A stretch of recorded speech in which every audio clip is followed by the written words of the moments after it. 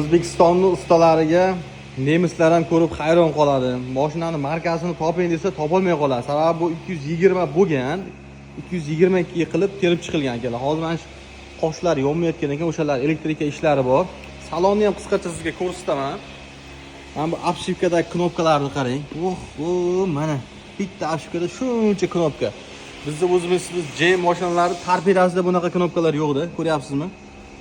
Gap bo'lishi mumkin. Rolga ADN tema lekin.